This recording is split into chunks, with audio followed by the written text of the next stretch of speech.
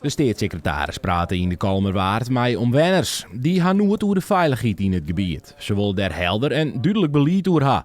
Ek moet rekening houden worden met de natuur en de landbouw. Zo zit er deunjonkende opslag een wichtige proefborkerij.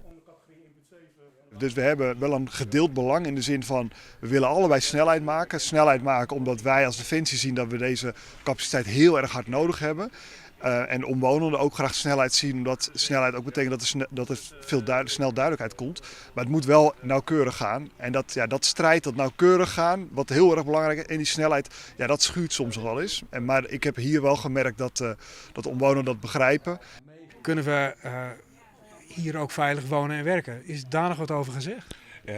Daar is zeker wel wat over gezegd, maar niet meer dan we al wisten. Dus daar blijft zeker nog onzekerheden.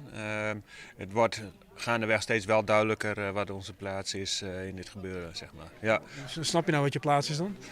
Min of meer. Wonen en werken gaat wel blijven, maar alle activiteiten en nieuwe activiteiten, die liggen wel onder vergrootglas, of dat kan of niet. Ja. Dus als je je bedrijf hier wilt uitbreiden, dan komt dat vergrootglas erbij. Daar komt het eigenlijk op neer. Precies, ja. Kunt u daar garanties over geven dat het land wat hiernaast ligt, dat het gewoon bewerkt kan worden? Ja, ik wil niet vooruitlopen, want ik vind dus ook dat ik nauwkeurig moet zijn. Kijk, wij gaan er alles aan doen om de impact van Defensie, en niet alleen op deze locatie, om die zo klein mogelijk te houden. Alleen, ik wil ook geen beloftes wekken die ik helemaal niet waar kan maken, waardoor zometeen het vertrouwen nog verder achteruit gaat hollen.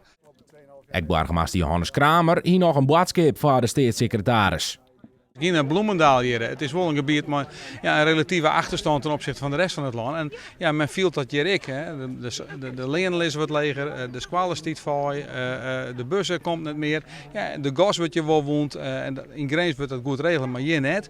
Ja, wat bloedt er nou nog voor de zoer? Nou, dat is een terechte vraag en dat hebben ik goed adresseerd. Dus als je hier te komen als Defensie, gedraag je dan ik als gast en zorg ik dat het gebied dat we machinalden verzorg ik dat via bijvoorbeeld een gebiedsproces dit gebied ik beter wordt. Dat bad ik op zo'n kamer. Ik hoop het al. De munitieopslag voor snel inzetbare capaciteit moet in 2034 realiseerd worden.